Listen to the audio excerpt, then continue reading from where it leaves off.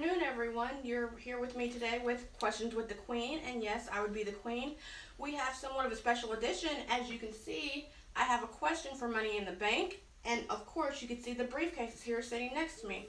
With that being said, I want to give credit to the cameraman and the guy that will be doing the questions today. That is my husband, Stephen Knoll. What's up? So, obviously, with that being said, we're going to go ahead and get into the questions. And Need a bit of a longer intro. I don't have them typed in yet. Oh, well, what I will say is I'm doing Questions with the Queen this week, and as of next week, I will not be doing it. I will have a special way of asking me questions through our Instagram on the Ring Apron. And if you want to ask a question, I will have a post or a story up. That way, any questions that you have, I will answer them right then when I see them. If you do think of any questions between now and then and you want to ask me, you also know that we have a wrestling show that comes on every Friday at 10:15. You could technically ask us through there with all the fan interaction. And honestly, with that being said, question 1, Steve. All right, so just like last week, we're going to be putting the questions up on the board. They'll be coming in from my username for anyone that wants to follow me. But the first question that's being asked, in your opinion, what is the primary difference between Raw and Smackdown? There are several differences between the brand. One is the red brand, which comes on Monday night. That is Monday Night Raw. It is a 3-hour show with all the superstars that are on that brand. The other one is Smackdown. It comes on Friday. It is the blue brand, and that is a 2-hour show. If you want to look at it, Raw comes on Monday at 9, and Smackdown comes on Friday. I believe it's at 8, if I have it correct. Okay. So, kind of following up on that single question as well, out of the two, which one is your favorite, Raw or Smackdown? I like Raw, I really do, but my favorite would be Smackdown. I've always said, and when I'm speaking to my husband and anybody else that has asked me this question, I feel that Smackdown has to me, what seems to be a better show for it only to be 2 hours, only because they actually can get their stories across, get their points across. It's very brief, and I always felt like, to me, Smackdown was the A-brand show over Raw. So Smackdown would be the answer. You're going with the blue brand. Yep. I noticed they didn't allow NXT to be a choice there, so I wonder if in the future we maybe have a discussion on that. Oh, I don't see why not. We could. Next question that came in for us, the Money in the Bank briefcases. Besides the contract, do you think there is actually any financial incentive or real money inside the cases? Okay, on that, if there is real money in these briefcases, you better believe, even for 2 weeks of actually having the briefcases, I would try to contend and get myself into one of the matches. Just know, with that, I have kids, so that money would be very helpful.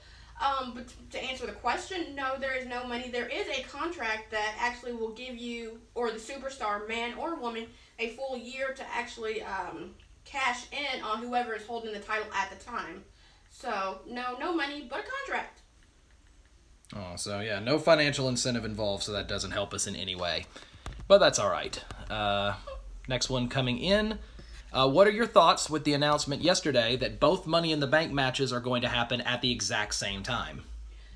Like you heard me say it on our show yesterday, I feel like that would be a lot going on for them to be going simultaneously. You have men and women competing for 2 different briefcases at the same time. Now, in my opinion, that is the negative. The positive is you could have men and women working together to get the briefcases. So, I mean, to me, it's just a lot going on. I wouldn't have planned it out like that, but hey, let's see how it goes. Okay, next one coming up. Right now, in your opinion, what is your favorite Money in the Bank match that you have ever seen or attended? We have attended one Money in the Bank years ago in Philly. We did. I would have to say when Dolph cashed in. And that was just, to me, took the weekend for him to actually cash in. I know he had, at the time, AJ, and he had Big E with him, so that was a bonus for that to work. But that is the one that me and Steve have gotten to see in person. And if we could actually get to see that again, that would be great. But obviously, he's not in this go-around. Well, to make sure the question gets asked properly, I think the question was, which is your favorite, Money in the Bank ladder match that you've seen? Like, which person who won a ladder match in your opinion, was the best one? Oh gosh, that is a question I have not really taken into consideration.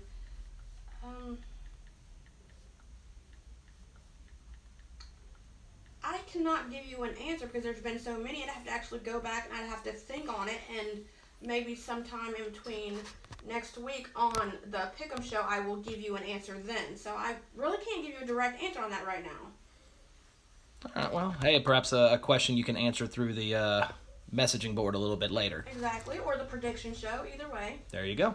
Better storylines currently written for men or for women? Oh gosh, I feel like men have always had the better storylines, but right now, as I've said, and y'all have heard me say over the last couple of weeks since we have started our podcast, I feel like the women are actually getting better storylines at this present moment. I know it don't seem like that, and it might vary from person to person, but I feel like right now the women are getting the best storylines written. And the best pushes, obviously, as of right now. You're seeing a lot of women who you would not have thought getting a chance to actually go for titles and briefcases and actually getting to actually have themselves put into view saying, I'm not just a woman, but I am a superstar and I can do it just as better as the men. So I feel like women right now.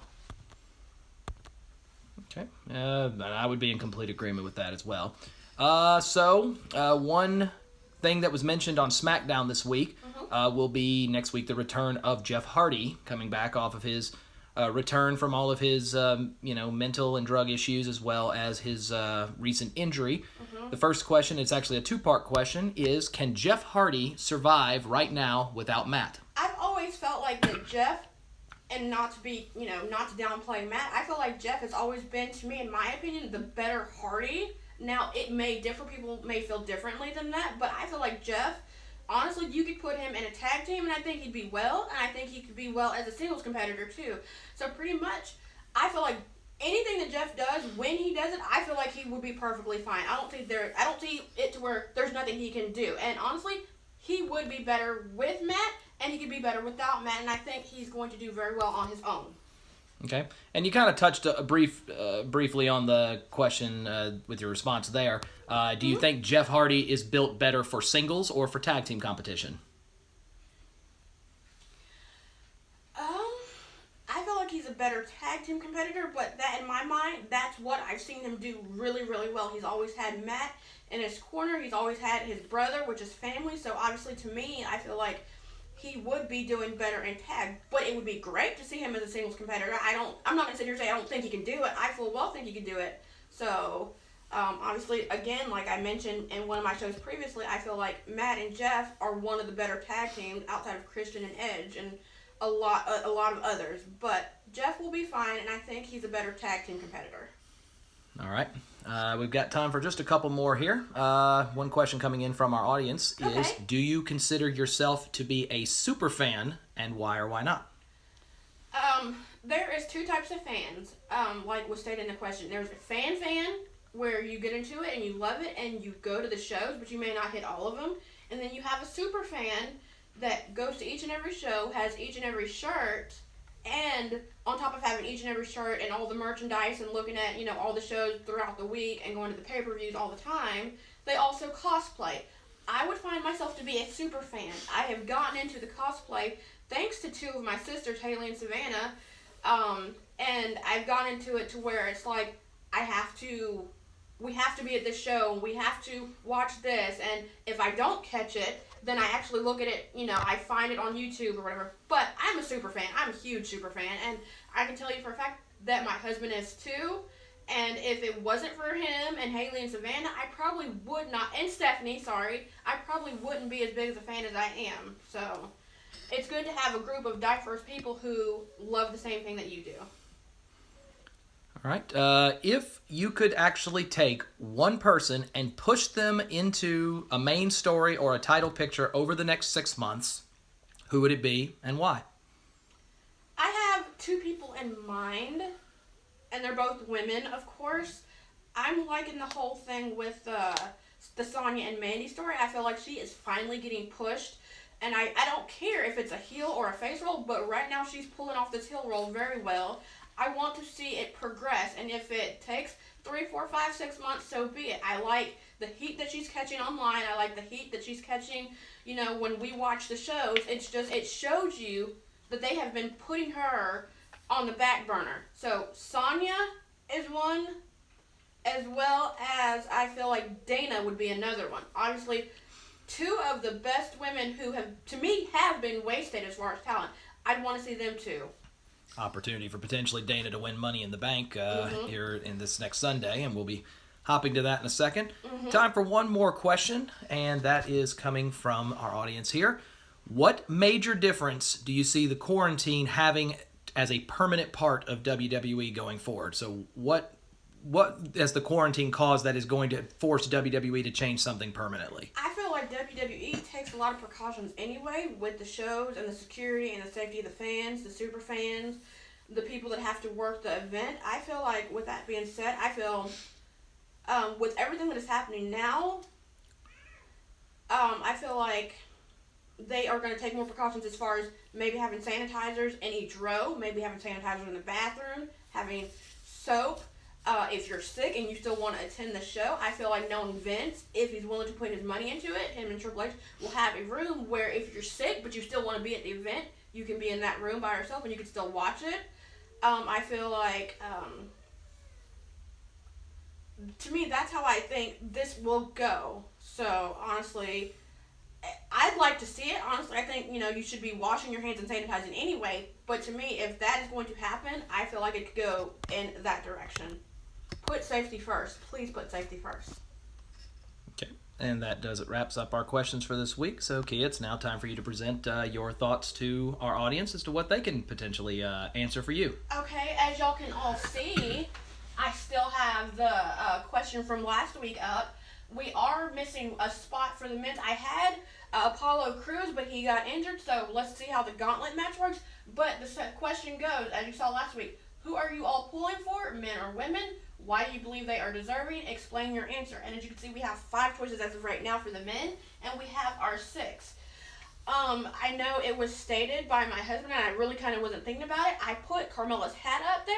We have clearly seen that she has been a 2-time Money in the Bank winner for the women. So I'm honestly, is that a spoiler? Maybe, maybe not. But my question goes is, who do you think is deserving? Why do you think they're deserving? And I'd like to hear, do you have one for the men and one for the women? So with that being said, that is my question for the week. And I hopefully will get some answers, comments. I'm going to post a picture and a story. So go ahead and comment and let me know so we can actually sit here and discuss it. With that being said, it's time is up, and I'm going to be out right now because I am hungry. But with that being said, stay safe, stay in, go out the bare minimum, wash your hands, don't touch your face, do whatever you have to do to stay safe and to make sure your family is safe. With that being said, take the time on every Friday at 10:15 to watch On the Ring Apron with me and Steve. As well as try to follow and join us on Instagram, Twitter, and on YouTube under the same name, On the Ring Apron. With that being said, I love you, and I'm glad that I actually was able to answer the questions this week. Mwah, mwah. Bye!